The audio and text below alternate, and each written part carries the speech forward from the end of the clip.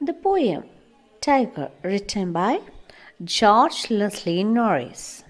He was a great poet and short story writer. He taught at academic institutions in Britain and the United States.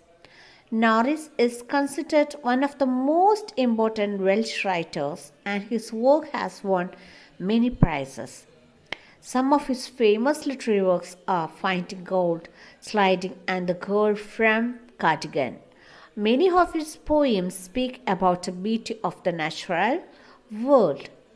The poem Tiger contrasts the pride and freedom of a tiger in its natural habitat, the jungle, with its pitiable condition in zoos. The speaker asks us to understand the reason behind the quiet rage of the tiger. What do you think when a jungle animal lives in a cage? Is it happy over there? No, it won't be happy. The tiger, the poem. He stalks in his vivid stripes the few steps of his cage on pads of velvet quiet in his quiet rage. He should be lurking in the shadow, sliding through the long grass near the waterhole where plum deer pass. He should be snarling around houses at the jungle's edge, baring his white fangs, his claws terrorizing the village. But he is locked in a concrete cell. His strength behind bars, stalking the length of his cage, ignoring visitors. He hears the last voice at night, the patrolling cars, and stares with his brilliant eyes at the brilliant stars. The poem talks about the pride and freedom of a tiger in its natural habitat and his life in the zoo also. In the zoo, the tiger moving forward very clear steps. How will be a tiger character in a zoo?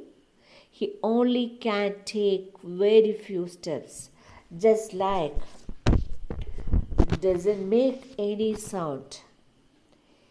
He just moving like if someone walked through in a velvet. He is also just like walk single steps without making any sound. The tiger is silent in the cage, but he is in a rage. The rage means he is in an anger. And he should be lurking in the shadows, riding through the long grass near the waterhole where plum deer pass. Lurking. What do you mean by lurking? Remaining hidden and quietly waiting before attacking someone. That means, like the soldiers were hiding behind the bushes to attack the enemies, just like in the jungle, he also waiting behind the bushes to attack his prey. The poet suggests the cage is not a proper place for the tiger. Is it a natural habitat for the tiger? No, it is not. He should be snarling around houses at the jungle's edge, baring his white fangs, his claws terrorizing the village. It should be terrorizing the people by showing his sharp teeth and claws. But what is his condition now? He is locked in a concrete cell, right?